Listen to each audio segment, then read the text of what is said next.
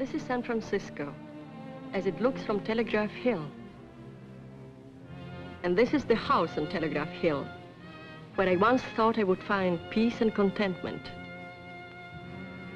This is how it looks today, but my story begins 11 years ago, and 7,000 miles away in another house near Warsaw, in my native Poland. My name is Victoria Kowalska, and this was my home. It looked like this in 1939, when my husband came home on leave. And this is what was left after the Germans had passed.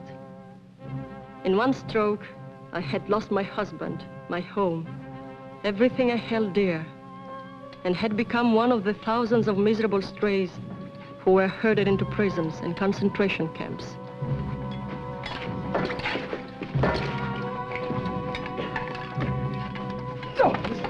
How the will to live survives in a place like Belsen, I do not know. But I wanted to live. I was determined to. And I was just as determined that my friend Karin Dernakova should live too. I had met Karin, a fellow countrywoman, in the camp. But she was sick and frail, too frail for the life of that camp. And she had more to live for than most of us. Her infant son had been smuggled out of Poland just before the war to an aunt in San Francisco. And if she ever lived through this, she would join them. Just think, Vicky, he's talking and walking by now. And if he would see me, he wouldn't even know me. Please, Karin, you must eat. You must keep up your strength. It's the use, Vicky. I'll never get out of here. Never see my Christopher again. Let go! You dirty hypocrite. You don't care about her any more than I do. You only stick to her like a leech because she has rich relatives in America. Oh, you think she's going to take care of you when we get out of here? She'll never get out of here alive.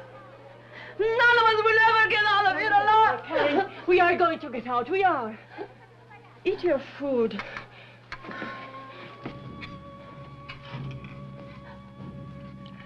You will come to America with me, Vicky, won't you? Aunt Sophie has a big house on the hill. She lives there, alone with my Christopher.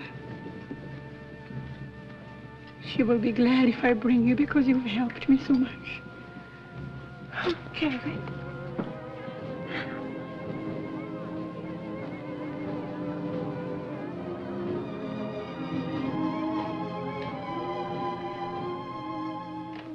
Karin was my friend, and I fought for her survival as I fought for my own.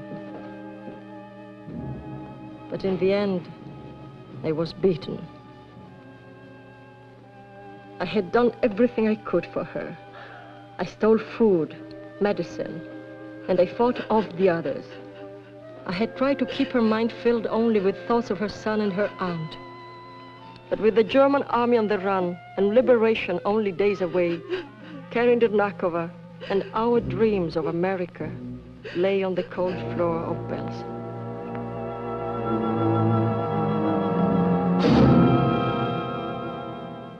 All of Karin's identification was in that bundle. Her aunt had not seen her since she was a little girl. I knew as much about Karin's life as about my own. Why not? Why shouldn't I be Karin Dernakova?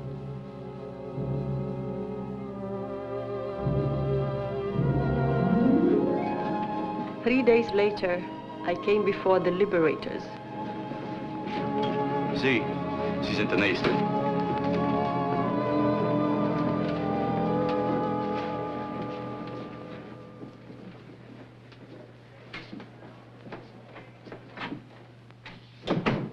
Setzen Sie sich doch hin.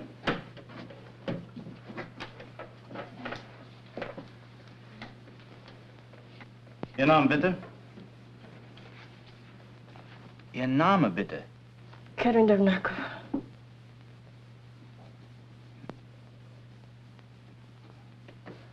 Haben Sie irgendwelche Papiere? She's scared to death. Tell her we're her friends, that we want to help her find her home, her family. Yes, sir. Wir sind Ihre Freunde. Wir wollen Ihnen helfen, Ihre Familie, Ihre Verwandten zu finden. Oh. Get some water. Here. Drink. Tell her not to be afraid that nobody's going to hurt her. Haben Sie doch keine Angst. Keiner will Ihnen wehtun. That's better. I'm all right now. You speak English? A little. I learned it at school.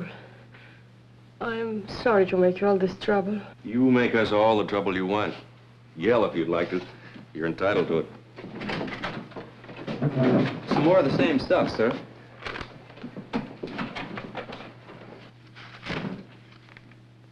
You're from Warsaw? Yes. Well, you'll want to go back home as soon as possible, I suppose. I have no home. It was destroyed. No, I meant back to your family. No family left in Poland. My parents were killed, my husband also. I'm sorry.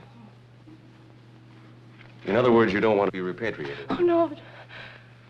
Poland does not exist anymore for me. If you force me to go back... We're here to help people, not to force anybody to do anything. I feel I should explain, though, that the alternative is a camp for displaced persons. I'm afraid that isn't a permanent solution, either. Do you have any idea what you would like to do? Oh, I will take care of myself somehow. I guess that's all for now. Thank you, Major. You're very kind.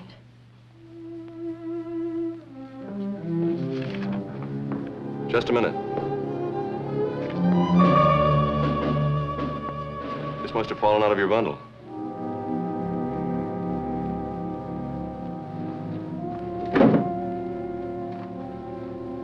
It belongs to a Victoria Kobelska. Who is she?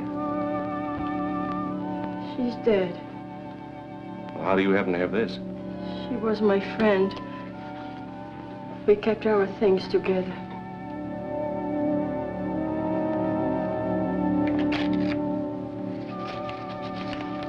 She would not need this anymore. So now, for better or for worse, I was Karen Dernakova. I was soon transferred to a displaced persons camp. The moment I arrived there, I sent a cable to Aunt Sophie in America and signed Karen's name to it. The answer came in a few days. Karen Dernakova. Dernakova? Mm-hmm. Oh, yes. Here it is. Just came across from the message center. I'll read it for you.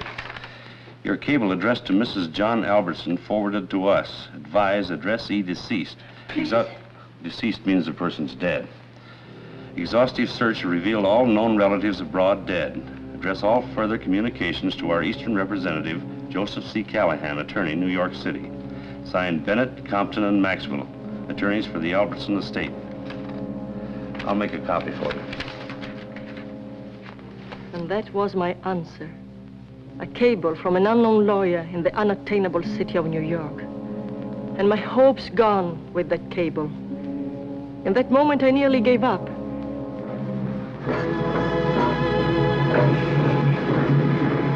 But I had lived with my dream too long, and the idea of getting to America had become an obsession. When the day finally came for me to join hundreds of others and go aboard the United Nations refugee ship, we could hardly believe it. We had spent the 4 long years since the end of the war in waiting, hoping, and praying.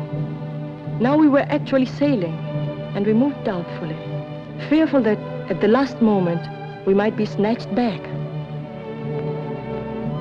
But on that day in 1950, when I reached New York and found my way to the office of the lawyer who had sent me the cable, I knew that I would never let anything send me back. Mrs. Dernakova, when you gave up your child almost 9 years ago... I did not give him up. He was sent to America to save his life. Nevertheless, the fact remains that others, not you, have taken care of the boy since he was an infant. It wasn't my fault that I wasn't able to come here years ago to take care of him. You know, of course, that After Mrs. Albertson's death, Mr. Spender adopted the boy. But he had no right to do that while the child's mother was still alive. We had every reason to believe that you were dead. All the reports indicated it. As a matter of fact, there is still some doubt. But you have seen my papers. What more proof do you want? My dear madam, you must realize that there is a considerable fortune involved here. I think you are the one who realizes it more than I. Mrs. Dinakova, the law is on our side. Your aunt, I mean the late Mrs. Albertson, left the estate to the boy with Mr. Spender as guardian. It is true that the law, as you say, is on your side. I am in a strange country and I'm alone. But I have a feeling that here in some way I will find justice. I don't care how long it takes. I will fight for what belongs to me. And I will never let you keep my son from me. I think you're being hasty. We might be prepared to settle this on some reasonable basis. Just a minute, Callahan. Mrs. Dinakova. Yes? I'm sorry to have put you through this ordeal, but you see, I had to be positive. I'm sure you'll agree there's Chris to consider, too. And if we both started there, unselfishly, we might find some solution to this problem. Without lawyers.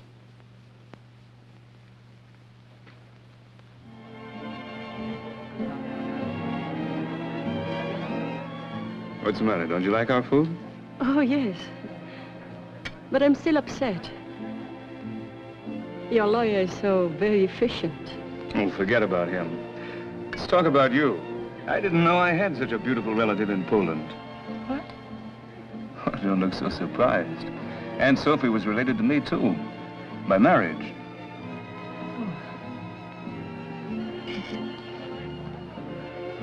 If she were alive, I would have been with her long ago. I sent her a cable. Yes, I know. You know? Well, look, let me explain. You and your husband had been reported dead years before. My lawyer was convinced we were dealing with an imposter. We never heard from you again. That only served to confirm our original suspicions. If only you'd tried again, written or wired or anything. Well, I didn't know what to do, where to turn. I felt so lost. Well, you've got to forget all that now. Think of the future. And Chris. You'll be proud of him. Tell me about him. What does he look like? Well, he's a very good-looking boy, I think. He resembles you in some ways. Has your eyes and that same stubborn chin. When he was a baby, everybody said he'd look more like his father. When am I going to see him? He won't be back from school for 2 weeks. And I plan to stay in New York on business. Look, why don't you wait and come to San Francisco with me? I'm sure you could use the time yourself. Shopping, for example. Shopping? But I have no money. You have now. This is what I had dreamed about, like the days back home in Poland before the war. The feel of silk on my skin again. What do you think? It's lovely. Yes, but I'm afraid it's also very expensive. Don't worry about that. After all, I'm still Chris's guardian. I'm sure he'd want his mother to look her best. All right, then.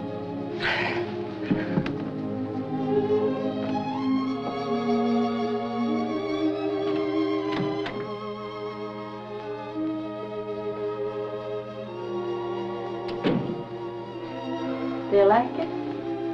It's beautiful. I just have to put my shoe on and I'm ready.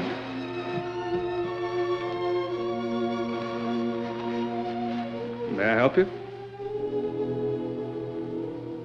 I make no excuse. I felt Alan was attracted to me and I was prepared to take advantage of it.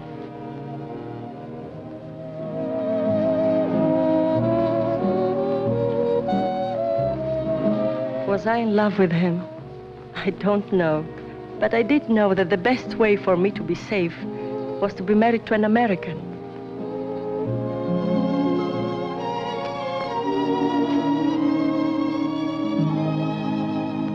penny for them, Karen. A penny for what? Your thoughts. It's an expression we have. Oh, Ellen, I couldn't begin to tell you all my thoughts. You've been so wonderful to me. I don't know if I ever can, Karen, but I'd like to spend the rest of my life trying to make up to you for all those lost years. I want you to know I'm no bargain. I'm a very stubborn man. Set in my ways, hard to live with. And maybe I'm too old to change. I don't want you to change, Ellen. Ever.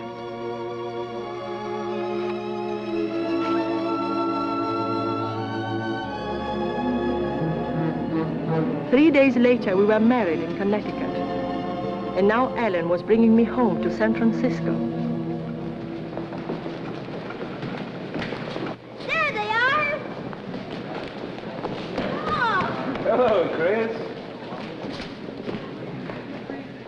Chris, this is your mother.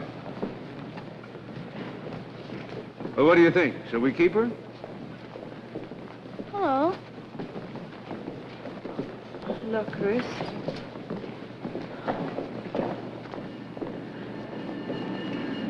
Hello, Margaret. Hello, Mr. Spender. Darling, this is Margaret. How do you do? Welcome home, Mrs. Spender. Thank you. I've heard how much you have done for Chris. I'm very grateful. May I offer my congratulations? Well, thank you, Margaret. Well, let's go get the taste of the train out of our mouths, huh?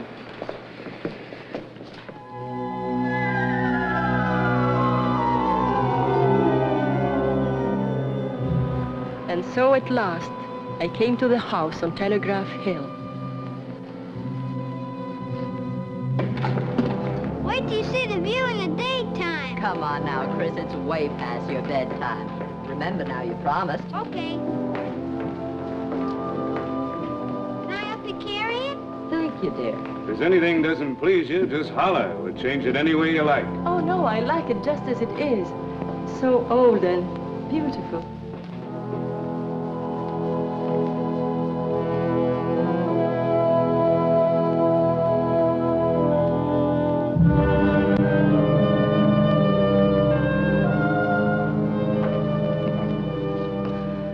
It's getting pretty late, dear. You must be tired. You can see the house tomorrow. All right.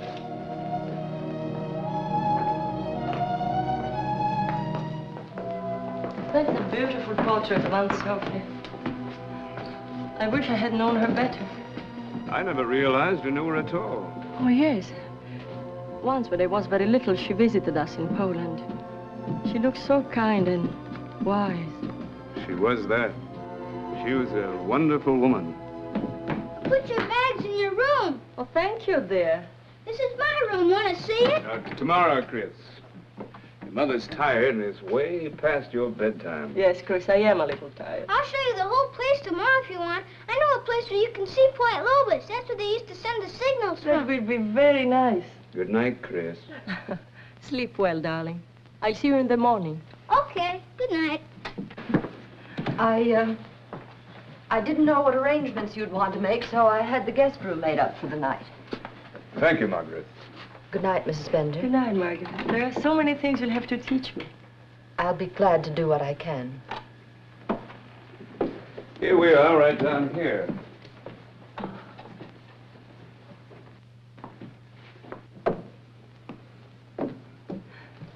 This is lovely.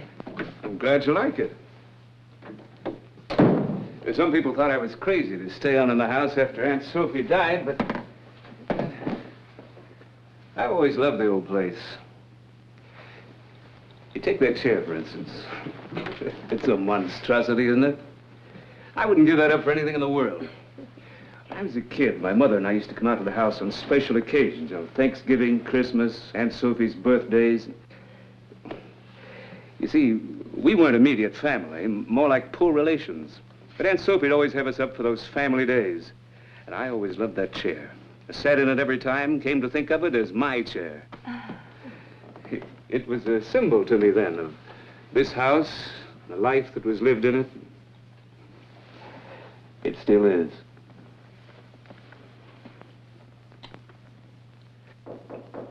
Come in.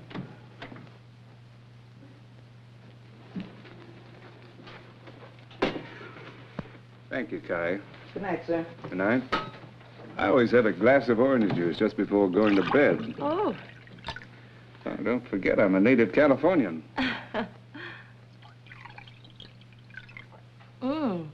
Good idea. Why did Margaret have the guest room made up?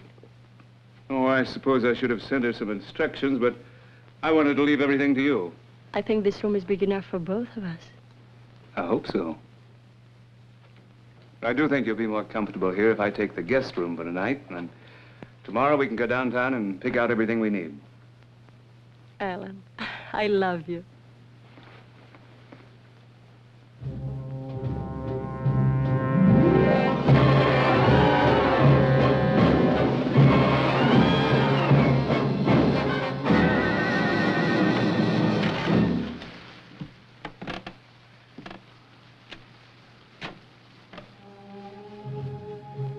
I had come halfway across the world, and now suddenly, in this pleasant room, a little of the fear I had once felt in Belsen came back to me.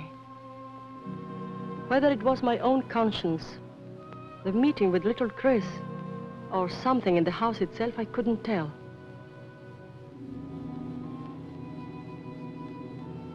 I had a strange feeling that Aunt Sophie saw through me. I wondered if I could have spoken to her, whether she would have understood. She did look kind and wise. Yet I couldn't rid myself of the feeling that something was wrong in this house.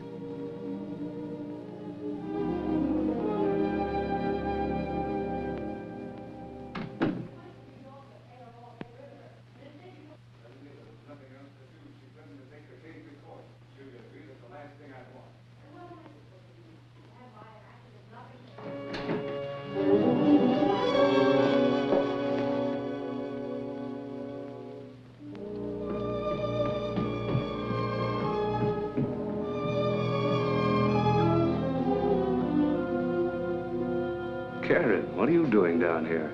Well, I couldn't sleep. I just came down to see Aunt Sophie's picture.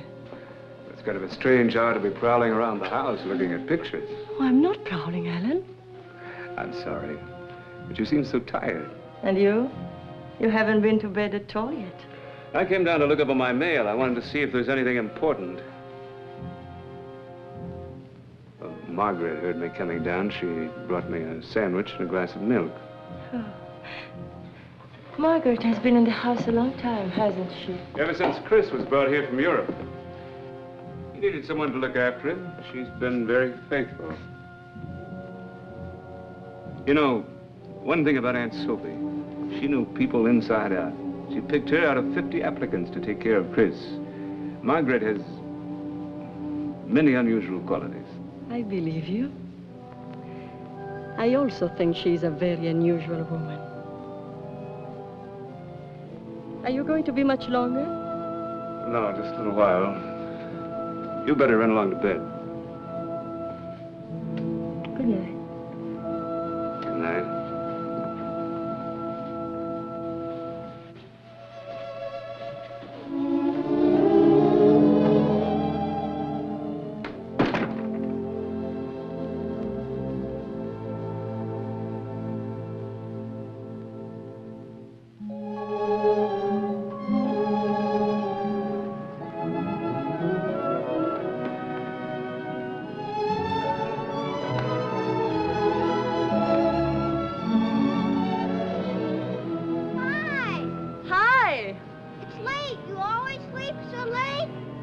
I was very tired last night. I've been waiting for you since 7. Oh, you shouldn't have done that. Oh, it's all right. I'm always up early. Coming down soon? Well, it will take me a while to get dressed. Okay, hurry up.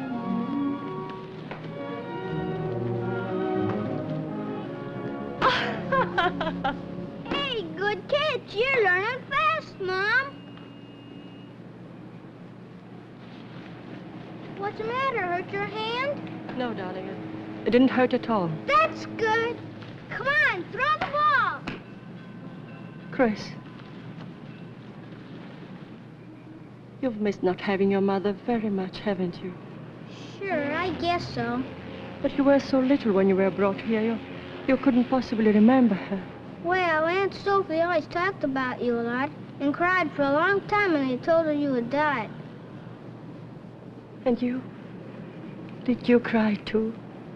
I don't remember. It made me feel kind of funny. But anyway, it isn't true. Come on, pitch. Pitch? You know, throw it. Oh. Oops. Oh, I'm so clumsy. Don't worry, you'll learn, Mom. Hey, Oh. good one, yippee!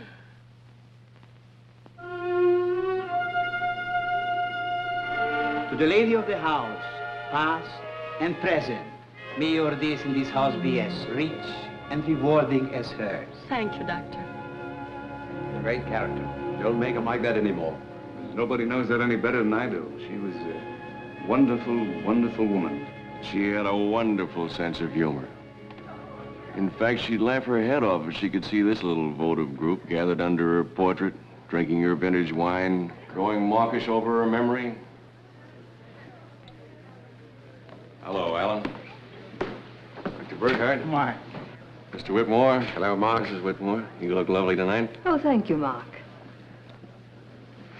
There's a rumor around town that you've gotten married. Comes with a great wailing and gnashing of teeth from the direction of Nob Hill. Darling, may I present Mark Bennett? He's an old friend. We've known each other since grammar school. My wife. Mrs. Spender? Is there something on your mind, old boy? Frankly, yes. How far behind am I? Well, I'd say you had a pretty good head start. I seem to have run down suddenly. How about a nice friendly push? Sure. Champagne all right? Whiskey with a little water if you don't mind, but don't drown it. That would be a catastrophe. I'll fix it for you myself.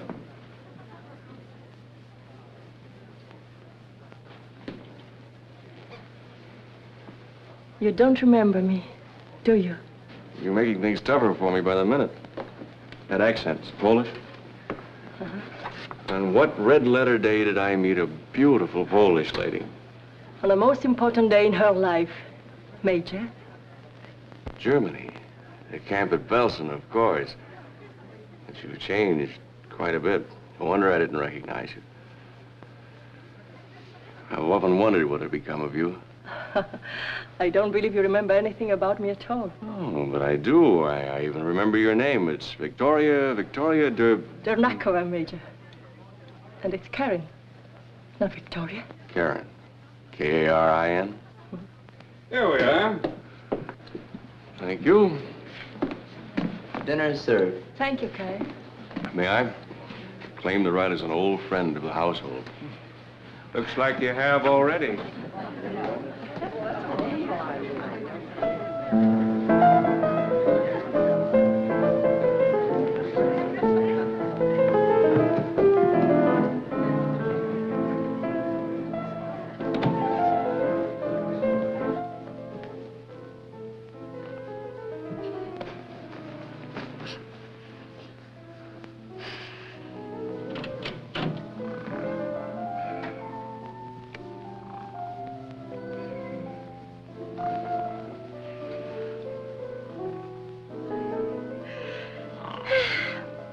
Be ashamed to wake him, even for ice cream. Take!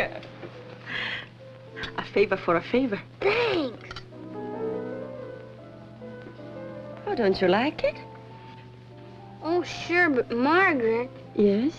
well, she usually doesn't let me eat after dinner. Oh, but this is a special occasion, isn't it? Oh, sure. And maybe you just won't tell Margaret, huh? She'll find out. Something wrong, Mrs. Spender? Nothing at all, Margaret. I just brought Chris a dish of ice cream. Chris doesn't usually eat just before going to bed. Well, I just thought with everybody having fun downstairs that... Of course, if you prefer him not to have it, Oh, not at all. It's up to Chris. What do you think, Chris? I can put it in the icebox for lunch tomorrow. Okay. We find it better to let Chris make his own decisions. I see. It will taste better at lunch, Chris. Good night, dear. Night.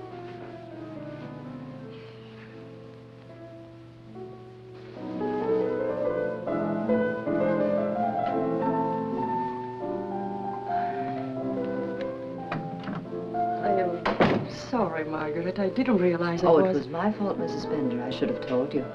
But Chris has always been a very impulsive child. I found the best way to handle him is to let him discipline himself. Good night, Margaret. Good night, Mrs. Bender. £5. Nice avocado today. Zucchini. I recommend the zucchini. Major. The touch of garlic and mozzarella, there's nothing like it. Ciao della mozzarella? Si, signore, la migliore. All right, get the lady a couple of pounds. Real stuff now from the basement. Si, signore, the best. Small world, isn't it? Germany, Telegraph Hill, and the new Union Grocery. You do your marketing here too, Major? Only since I found it's where you do yours. Besides, we didn't have a chance to finish our talk the other evening. Oh. It isn't pleasant for me to talk about things that happened in the camp. I'd like to forget about them. That's not what I wanted to talk to you about. I was telling my cook about that chicken dish I had at your house the other night. She can't swing it without the recipe. Don't laugh. I'm a San Franciscan, eating serious business with me. I thought the law was your business, Major. Technically, it is. You see, my father's death put me in a curious situation. According to the sign on the door, I'm the senior member of the firm, but most of our clients seem to want to do business with the junior members. One of them's 65 and the other's 62. Sort of leaves me twiddling my thumbs and cleaning out ashtrays. And finding your recipes for your cook.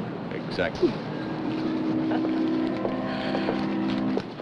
If I give you the recipe, will you tell me something too?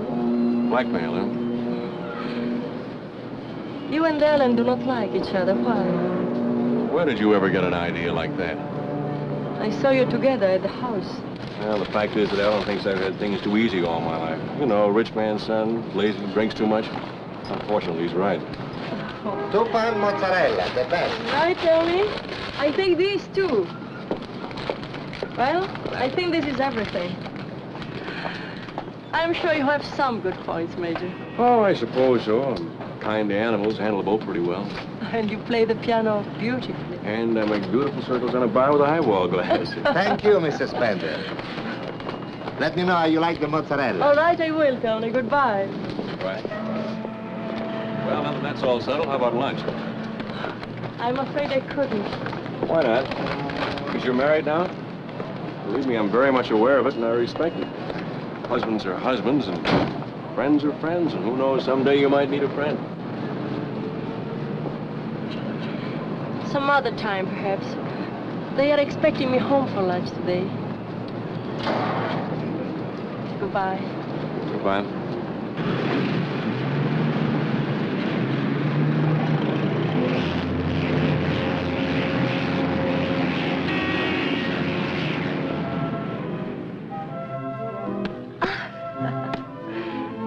Oh, I'm sorry. I'm not fast enough for you.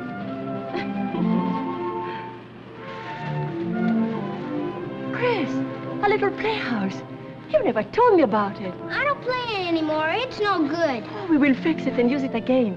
Here's the ball, Mom. Come on. We had one at home. It was so much fun. Don't go in there.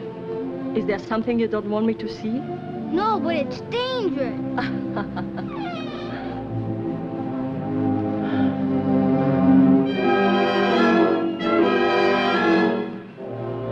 Chris, what happened there?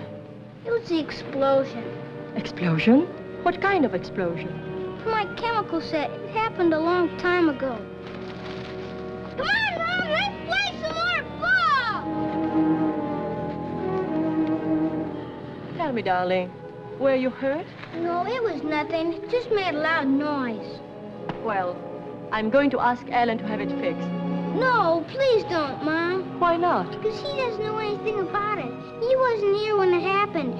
You won't tell him, Mom, will you? Of course not, if you don't want me to. We'll just keep it between us, okay? Okay, thanks, Mom. Come on, pitch! pitch. Good one. Throw an overhand like that.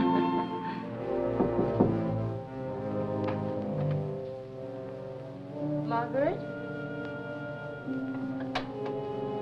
Margaret?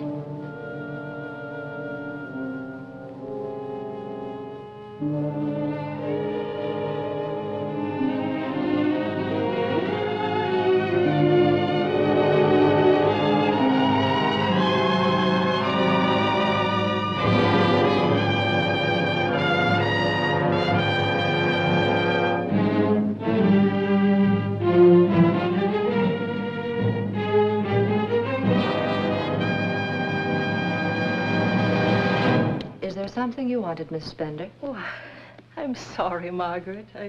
I was looking for you, and I couldn't help admiring this beautiful album. Was it Aunt Sophie's? Yes. She gave it to me. Oh. What is it you wanted, Mrs. Spender? Oh, I just wanted to ask you what exactly happened in the little playhouse. The playhouse? Yes. Did Chris take you there? No, I came upon it by accident. I asked Chris, but he didn't want to talk about it. He did say there was an explosion from his chemical set. Oh, nonsense. His chemical set was just a harmless toy. He must have stolen something from the kitchen, some cleaning fluid or something that caused the explosion. Chris thinks Mr. Spender still doesn't know, but of course you told him, Margaret. No, I never did. Margaret, you should have. Well, Chris was terribly afraid Mr. Spender would punish him. He begged me not to tell. But Chris should have been made to understand never to do a thing like that. He could have been killed. Well, he wasn't. He wasn't hurt at all. I saw no reason to make an issue of it then, and certainly there's no reason to make an issue of it now. I'm not trying to make an issue of it, Margaret. But surely you can blame me for being worried and very much concerned. Concerned? How long have you been concerned about Chris? A few weeks? I've been concerned about him all his life, night and day. And now you tell me that you're concerned about something that happened years ago. Even then, it was I who comforted him, not you. Thank you for being so frank. Now I know where we stand. From the moment I came here, you've looked upon me as an intruder in this house. That's why you dare talk to me like this. Well, I'll tell you something. You are wrong, Margaret. You are the intruder, not I. Are you giving me notice, Mrs. Spender? Yes. I was a fool not to do it long ago. Very well. I'll start packing at once.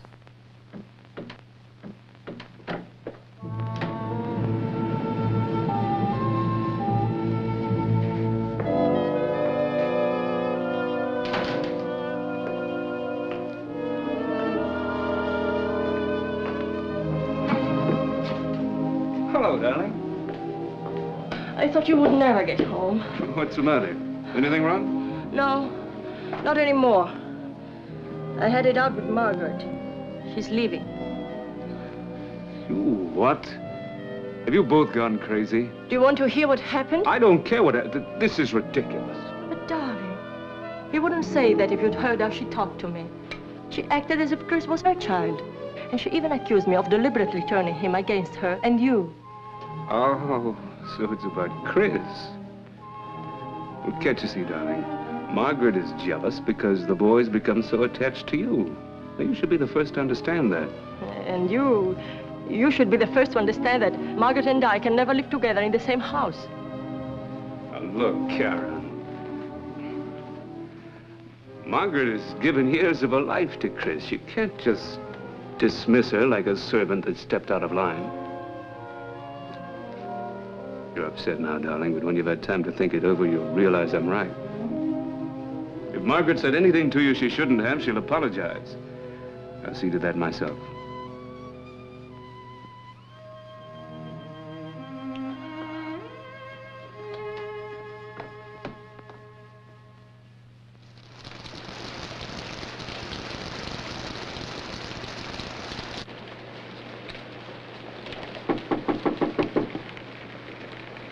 Come in.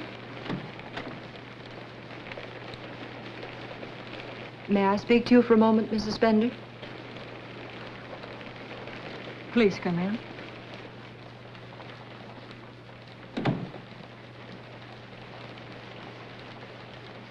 What is it, Margaret? About yesterday, I should like to apologize. I said things I shouldn't have. I'm sorry. Oh, doesn't matter. Mr. Spender wishes you to remain. You know that. But things will be very difficult if you feel that I can't be trusted with Chris. What happened between us has nothing to do with Chris.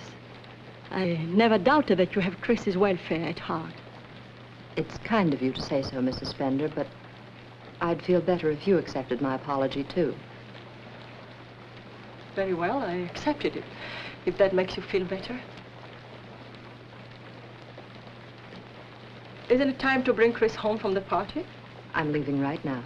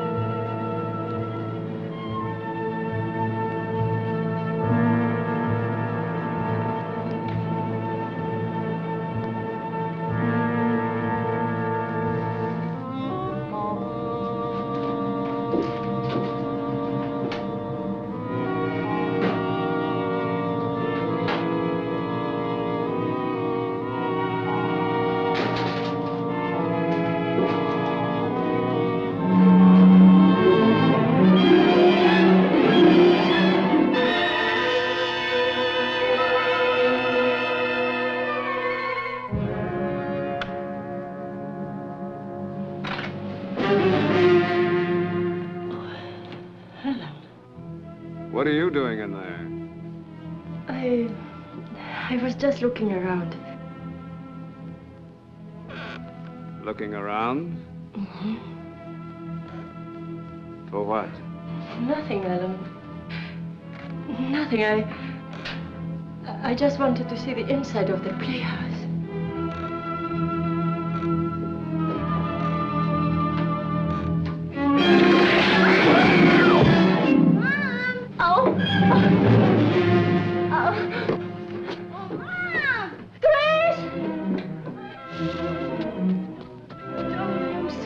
To see you.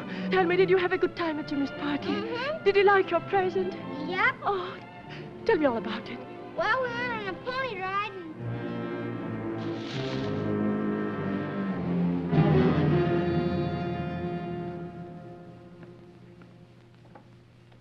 Karen.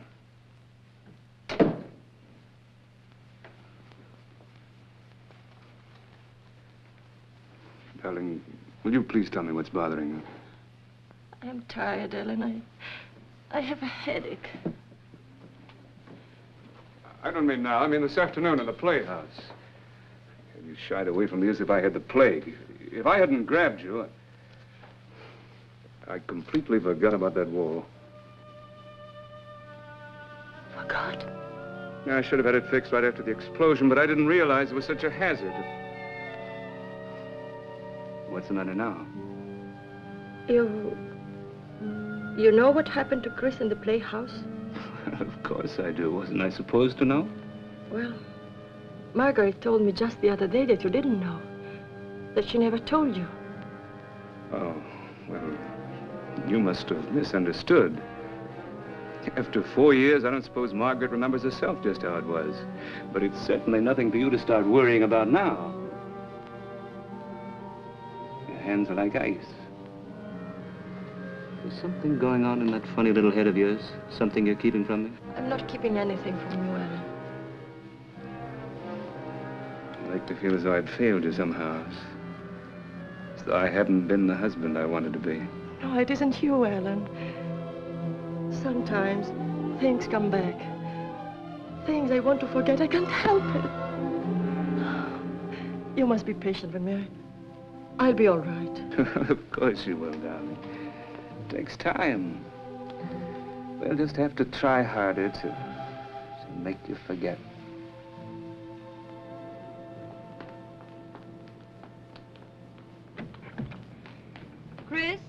You forgot to make up your room again. I didn't forget. I'm just going to market with Mom now. I'll do it when we get back. Oh, Chris, you promised. Go right in and do it now.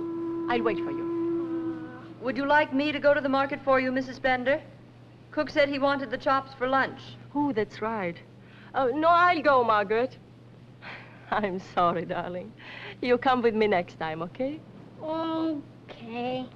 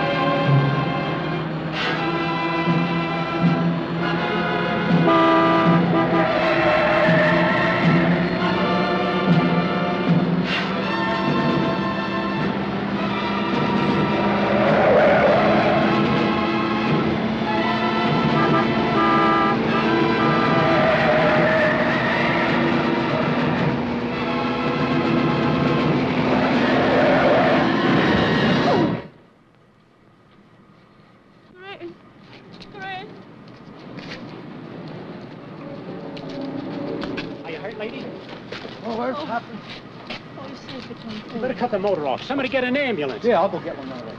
I won't move around, lady. What happened? They're getting an ambulance for you. Did anybody see what happened? I don't want an ambulance. I'm all right. Somebody get an ambulance. Well, you better let me take you home, huh, lady? Where do you live? Home? No, Please, will you take me to a telephone? Yeah, sure thing, lady.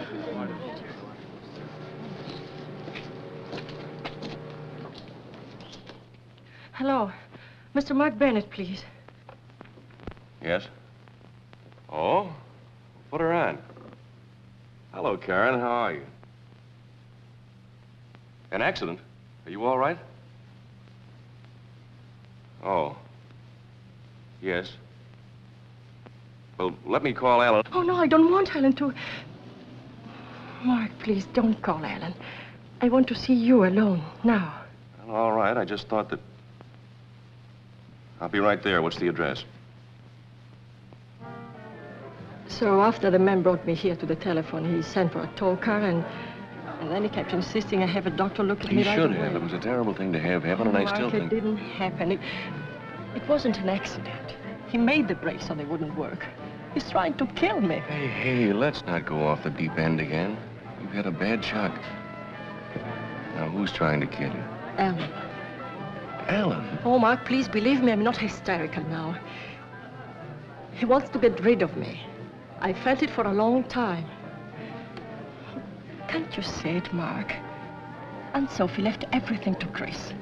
Alan is his guardian. If something should happen to him, Alan would get the estate. And Chris could have been with me in the car this morning. He wants us out of the way. It's for the money, Mark. Don't you see it? You don't, do you? But why would he marry you? He didn't have to, you know. He may have been attracted to me, I don't know, but you don't think he was going to let the boy's mother take everything away from him, do you? That's one way to find out. Come on.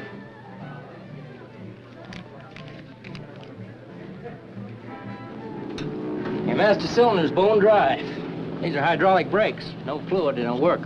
How come no fluid? Leak, right here. The brake in the line going to the front wheel. It's kind of an unusual place to spring a leak, isn't it?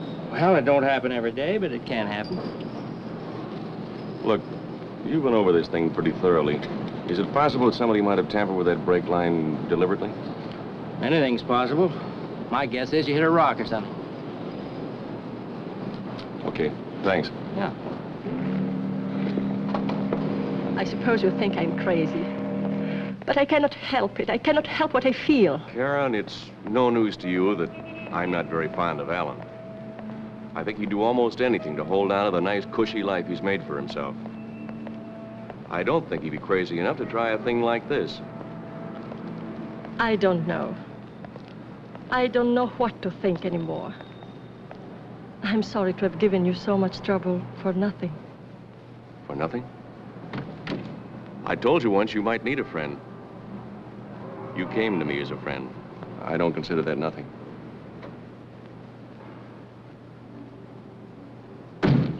What you need is somebody to teach you how to relax and enjoy life. Something Alan never learned. He's been so busy trying to get up to that house on the hill that he's been blind to everything else.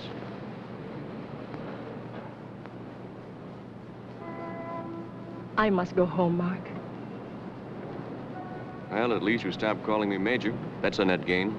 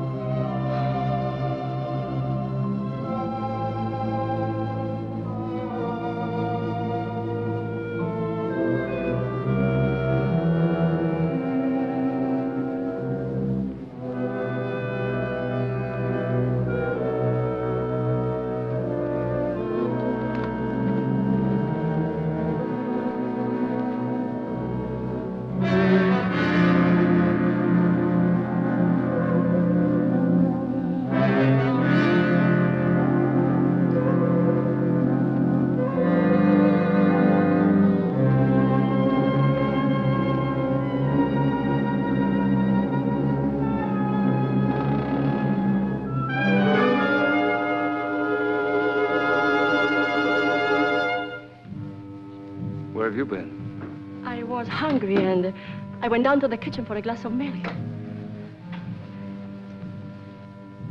You better come to bed. It's very late. Yes, dear. In a minute.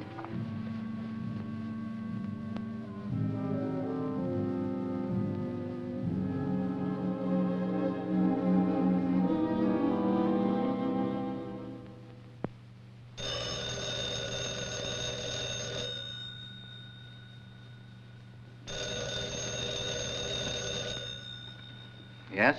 Fowler? Mark Bennett. Say, my client will be here in a few minutes. Can you give me any idea what your report will be on those gloves? I think I can. I want to run one more test as a double check, but... I see. No, I'll be right here waiting for it, thanks.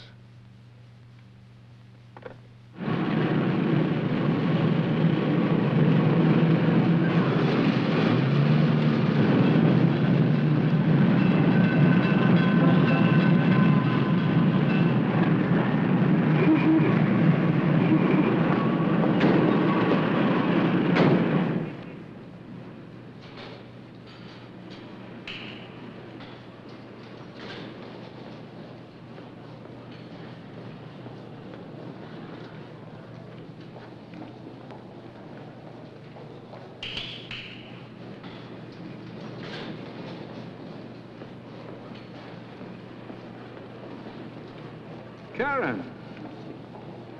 Alan, what are you doing here? Me? I just went up to see my insurance man. Where are you going? To the dentist. I have an appointment. Dr. Lippman? Mm-hmm. Darling, he's in the medical building. Oh. Oh, you're right. I wonder how the taxi driver could have made such a mistake. Well, I'm glad he did. It gives me a chance to give a beautiful lady a lift.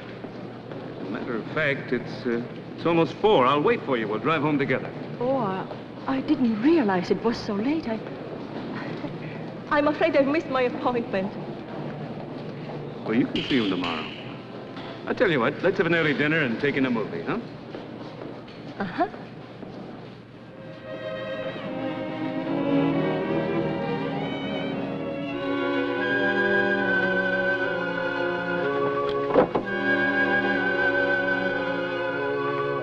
Hello, Margaret. Good evening. Where's Chris? He's in his room listening to the radio. Any calls? Mr. Mark Bennett. Did he leave any message? He just said he'd be in his office until 6 if either of you returned by then. Thank you, Margaret.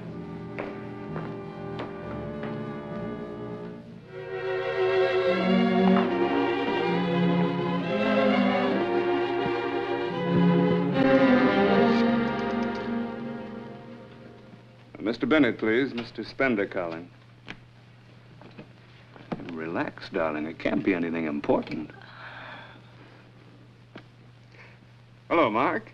I understand you called. Oh, fine, thanks. How about yourself? Tonight? Well, just a minute. Karen's right here. I'll ask her. He wants to take us to dinner tonight. What do you say? Whatever you like, Helen. Well, Karen says she'd love to. Sure, 8:30's fine. Mm-hmm. I'll see you then. What's the matter, darling? I was just thinking I've spent so little time with Chris today. Oh, stop worrying about Chris for a change. It'll do you good to get out. Yes, Helen. 將遠別離，願那麼星起，變照人兩地，能辨野相思，辛酸盼會期常憶依稀，共君慈悲，分虛設念記。 惆悵遠別離。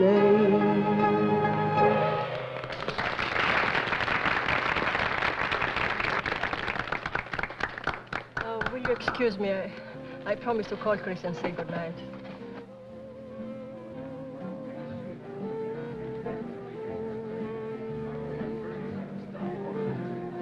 You must have a crystal ball. What do you mean? You're cold this afternoon, man. Of course. I was just going to call you.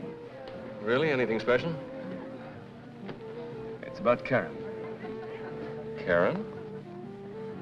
This afternoon, coming down from Charlie Decker's office, I ran into her in the lobby. She almost jumped out of her skin when she saw me. I could have sworn she was on her way up to see you. Was she, Mark? Why didn't you ask her? I did. She told me she was going up to see her dentist. That seems to settle it, doesn't it? No, not quite. See, your dentist happens to be in the medical building. It's quite a long way from your place. So she made a mistake, so what? People don't make mistakes like that, unless it's part of a pattern. Look, I'm not very good at riddles. What's on your mind? I'm worried about Karen. I don't have to tell you what she went through in Europe. I've tried everything to make her forget. I blame myself for letting her drive. That accident on the hill didn't help her nerves any. A thing like that, it play hard with anybody's nerves. Of course, but with her it seems to... I don't know. Suddenly she's become suspicious of everything and everybody around her. I talked to Dr. Burkhardt about her. He suggested I take her to a specialist.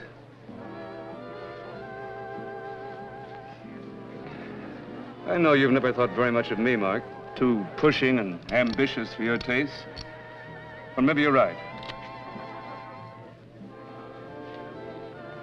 But Karen's made a difference in my life. My only ambition now is to make her happy. And I'm helpless. The harder I try, the more I realize that I'm losing her. It's ironic, isn't it? Well, life's full of little ironies. And I'm afraid it's something you're going to have to work out between yourselves. Would you like to dance? Go ahead, darling.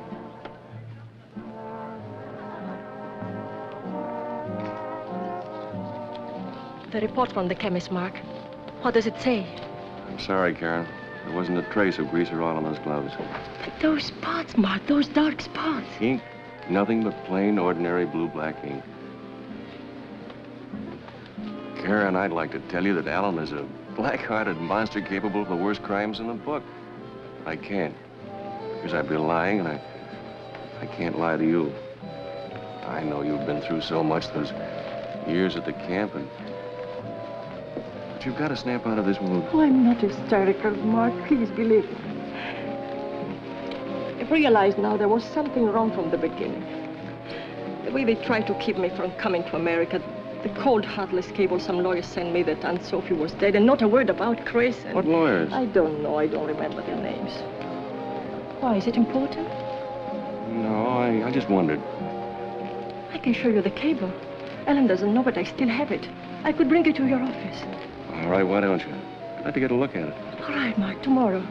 I'll bring it to your office in the morning, huh? All right. Oh, no. After what happened today, I shouldn't go there again. Where could we meet? Well, let me see. The yacht basin at the marina. Any taxi driver will know where it is. Thank you. Wait a minute. It's my turn now.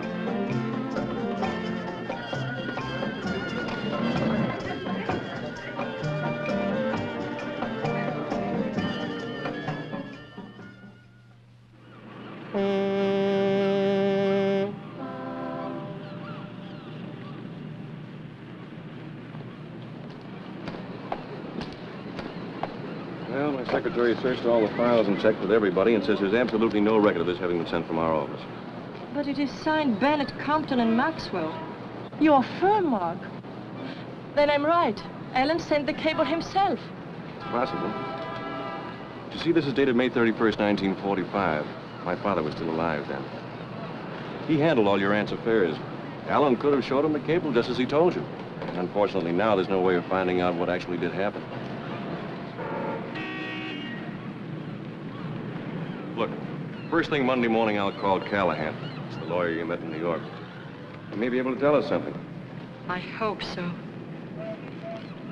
Now, don't be afraid. I've got to get home now. I promised to take Chris to the ball game. You are afraid, aren't you? Sometimes, yes. But not when I am with you. That's what I want to talk to you about. Karen, there's no sense in our going... No, no, not now. It isn't right. What is right? For you to go on living with Alan, feeling the way you do about him? For us to exchange polite small talk every time we meet? Is it wrong for me to say that I'm in love with you? No, Mark, no. But it is wrong for someone to lie, to cheat. Even if only to find happiness and safety. Now what are we talking about? About me. I'm not Chris's mother, Mark. Karin Dernakova died in Belsen. I took her papers and stole her name. Victoria. Yes, Victoria Kowalska, that's my real name. Victoria Kowalska. Mark, you didn't hear what I said. I'm not Chris's... Sure, you're not Chris's mother. What do you want me to do? Condemn a starved, scared, homeless girl that saw a chance for a better life and grabbed it? I saw Belsen too, Karen.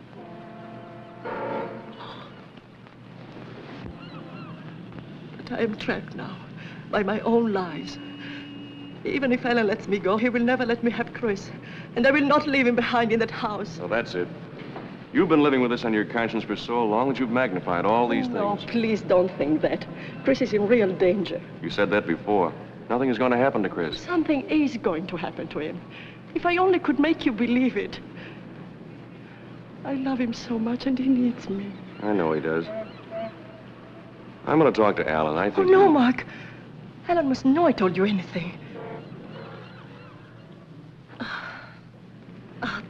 There must be a way to prove all this to you. Will you stop tearing yourself apart? Take Chris to the ball game. Have some fun for a while. Karen. I said take Chris to the ball game. Get away from the house for the afternoon. Would it help if I call later when I find out what Callahan has to say? Yes, call me. Maybe I... Now, don't do anything silly. Chris will be all right. I hope so.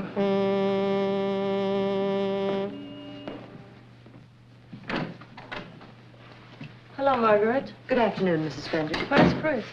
He's having his lunch. He said you were taking him to the ball game. I'll tell him you're back. All right. Margaret, would you mind very much taking Chris to the game? He's been counting on it, and I have such a bad headache. Why, I'll be glad to take him if you like. Thank you.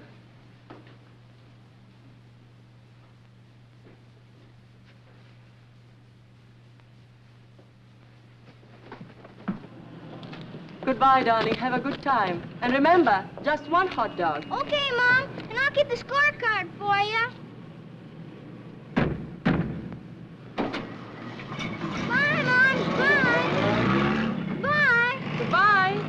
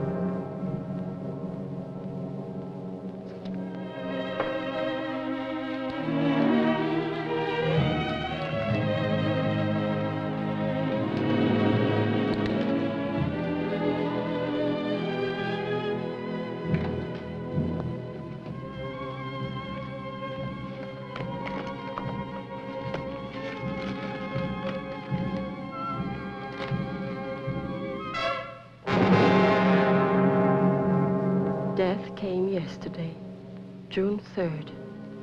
But the cable was sent in May. She wasn't dead then.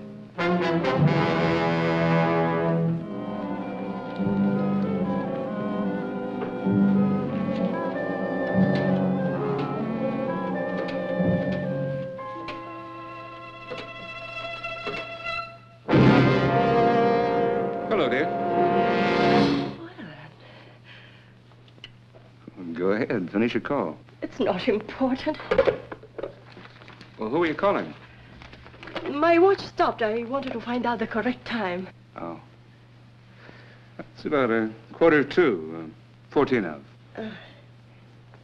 Margaret called and said you weren't feeling well. I thought I'd come home and keep you company. Thank you, dear.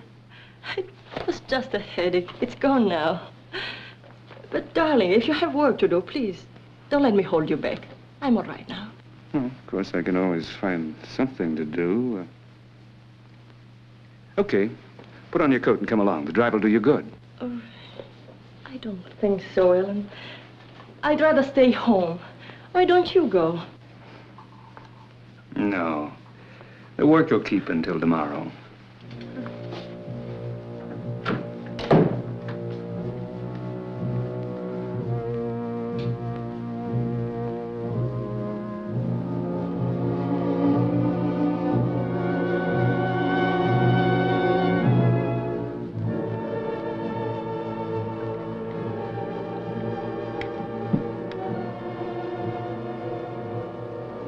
haven't eaten a thing, Karen. Why don't you try the souffle? It's excellent. Yeah, Mom, it's swell. I'm not hungry, darling. Would you like to have mine, too? Yeah, sure.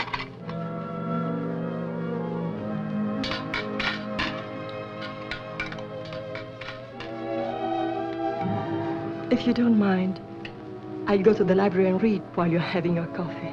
Oh, go ahead, dear. I'll join you in a few minutes. Good night, Margaret. Good night, Mrs. Spender. Good night, darling. Night, Mom.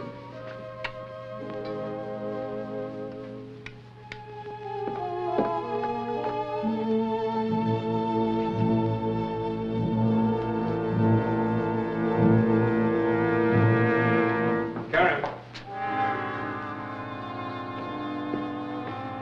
I think I'll have my coffee with you.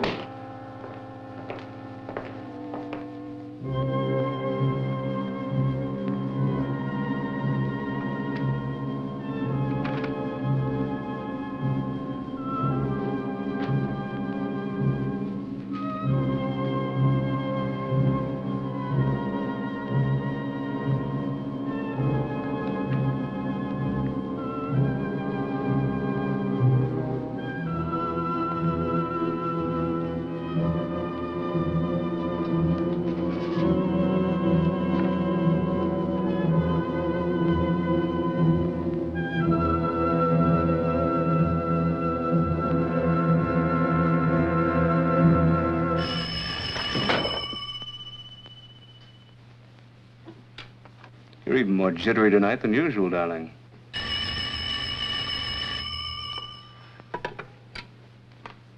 Hello? Hello? Hello?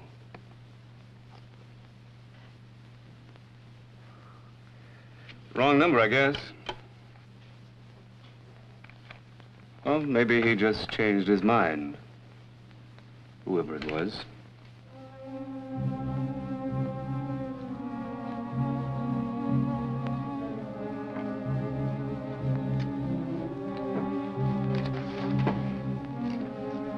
You look tired.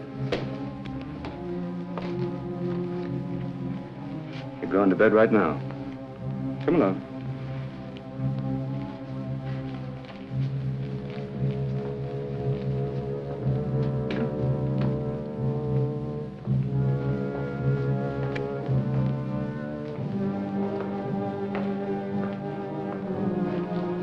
I think I left a cigarette burning.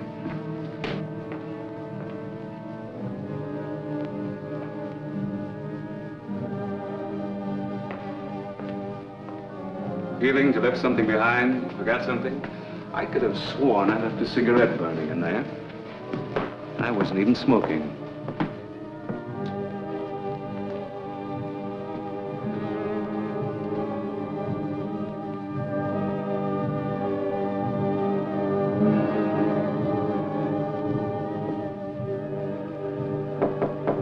Come in.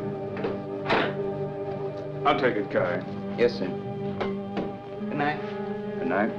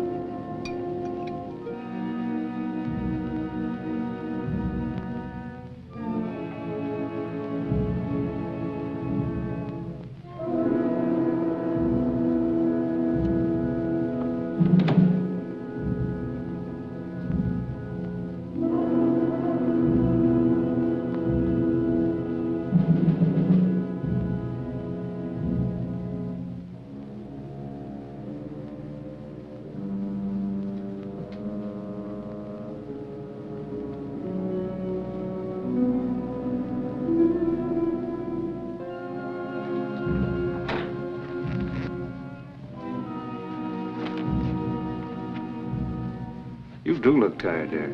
You drink your juice and we'll turn in.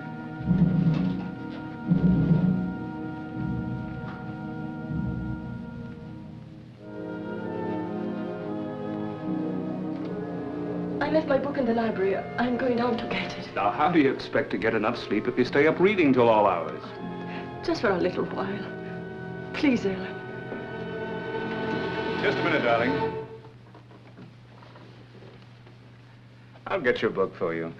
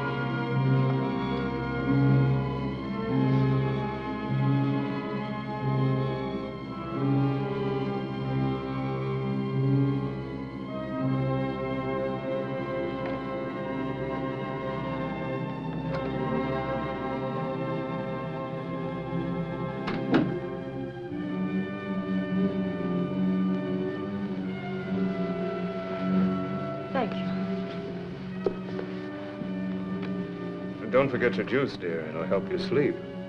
No, I don't think I want it tonight. It doesn't taste right. What's the matter with it?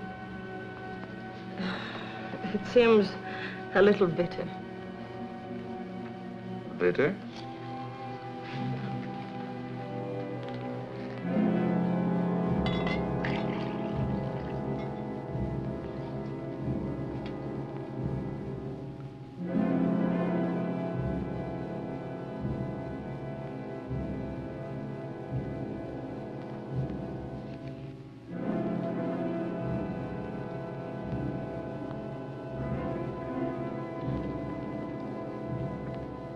Tastes fine to me.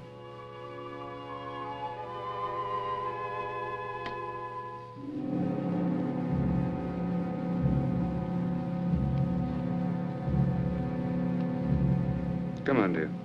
Doctor's orders.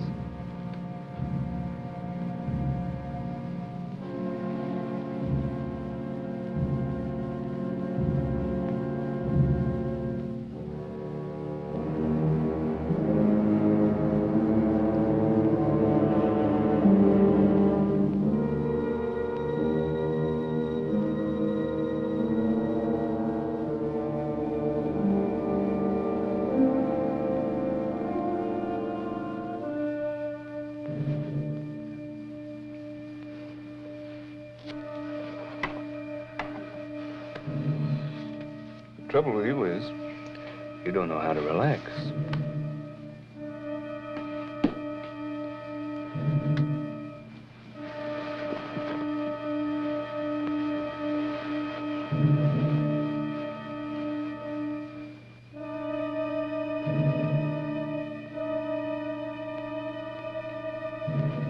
Come on, dear. Don't fight it, just close your eyes. Aren't you going to bed, Ellen? What is it, Ellen? Why do you look at me so? I was thinking about a day not too long ago. We met in Callahan's office. You were scared out of your wits, but you carried it off magnificently. I thought then, this woman has everything. Breeding, brains, fire. I could be happy with a woman like this. And then something else said, watch out. She'll give you trouble. Trouble? What trouble could I give you, Ellen? Oh, don't be stupid, Karen. You know very well what sort of trouble. Ellen, what are you afraid I'll take away from you? Is it the money? Money? Scornful you are of money. You and Mark Bennett. All you people who were born with it. I should never have had to worry about money either. Aunt Sophie's family had been wiped out in Europe. I was her only living relative. And what did it get me? job as a clerk in the shipping office for $40 a week.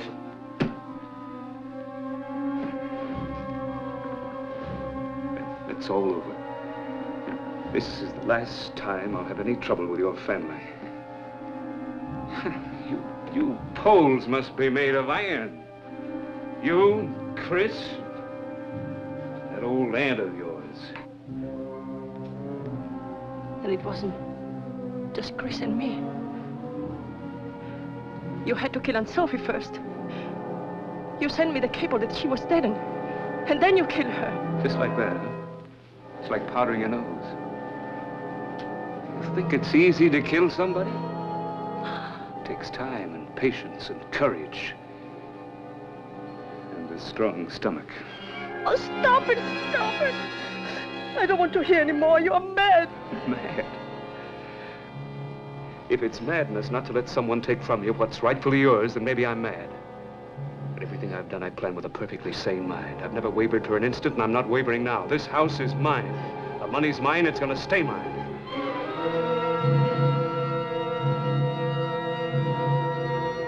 You don't know what I went through with that old woman. Your Chris. I had to turn myself inside out, dance attendance on the kid like a monkey on a stick, just so she'd write me in as guardian for the boy. You think I was gonna give all that up? Just because you decided to come back from the grave, walk in and take over?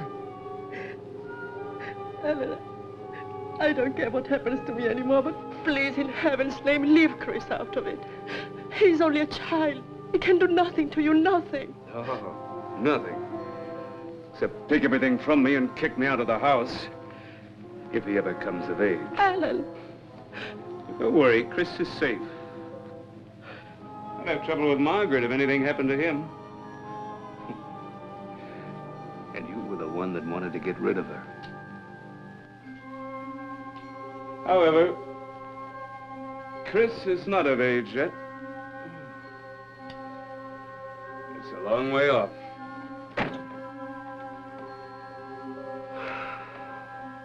And what are you going to do now? Kill me? I understand that Dr. Ricchard has been giving prescriptions for your insomnia. He seemed quite upset when I told him I was the one that had the insomnia, worrying about your strange behavior. He'll be grieved, the little doctor, when he hears that you've been hoarding your sedatives to take them all at once in a glass of orange juice. Helen, you must call the doctor right away. No, not quite yet, my dear. Now listen to me. I didn't drink the juice you gave me. You drank it. You're lying. No. You're lying. I'm telling you the truth. I was afraid, and when you were downstairs, I put what was left in the pitcher in a fresh glass and poured the juice you gave me back into the pitcher.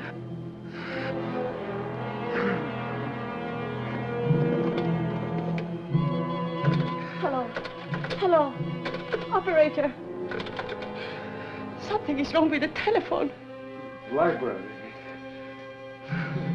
The library.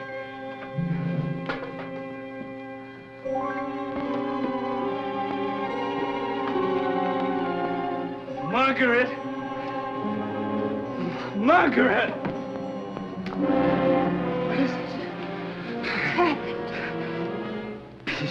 She poisoned me. No, it isn't true.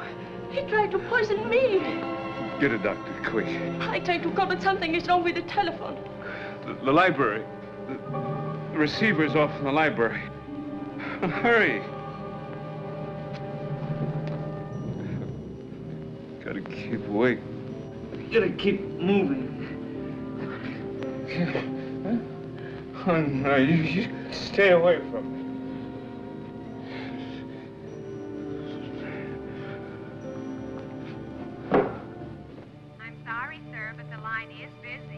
But it's been busy for the last 40 minutes. Are you sure there isn't trouble on the line? Oh, did you get the doctor? Doctor, is he coming?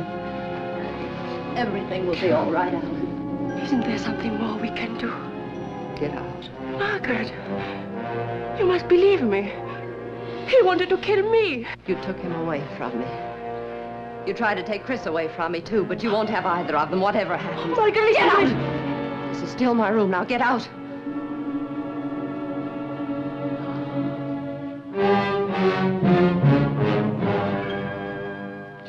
Lie still. I'm going to be all right, Margaret. Something wrong, Mrs. Spender? It's Mr. Spender. He's taken... Make coffee, lots of it. Hurry. Yes, ma'am. Going to be all right. You remember, Alan. After the accident in the playhouse, I told you that nothing must ever happen to Chris again.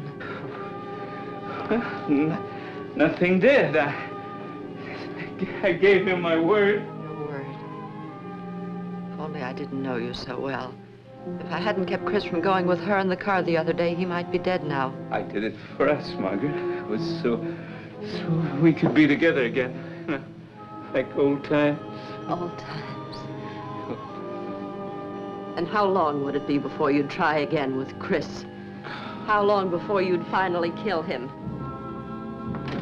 Mom! Darling. I heard noises. I woke up. It was a dream, darling, just a bad dream. Come on, I'll take you in again. Where's the doctor? Should have been here a long time ago. He isn't coming. You left the receiver off the hook, Alan, remember? The phone is dead. Margaret, you take the car. You get somebody. You can't let me die. How many times have you let me die, Alan? No, I'll make it up to you, Margaret. I swear I will. It's too late. You're going to die, Alan, and that way at least Chris will be safe. Can't be. Everything I've worked for, planned for.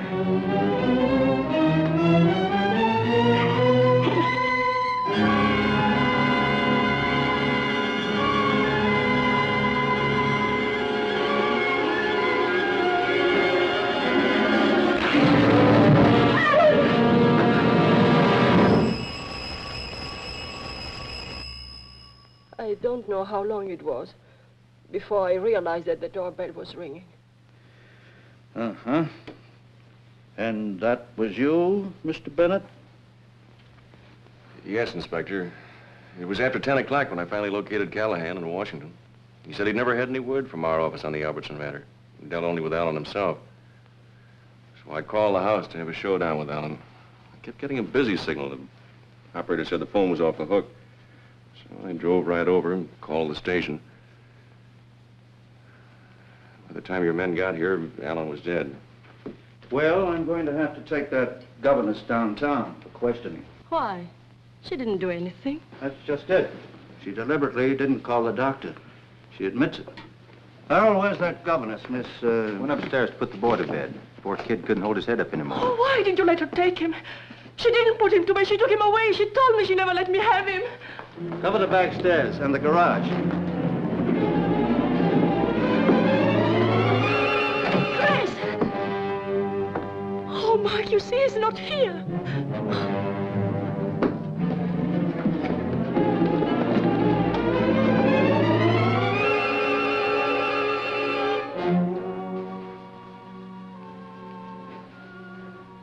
He's all right. He's fast asleep. Yes, he's all right now. He didn't want to go into his own room alone, so I brought him in here with me. He fell asleep almost at once.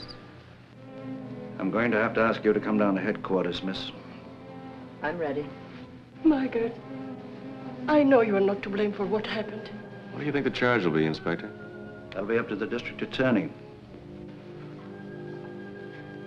Everything will be all right, Margaret. I'll be your witness. My conscience will be my witness, Mrs. Fender. Sure, the DA will want to talk to you, too. We'll be available any time. We'd better go. Go? But where? I'm taking you to my mother's place for the time being. I don't want you to spend another night in this house. Yes, Mark.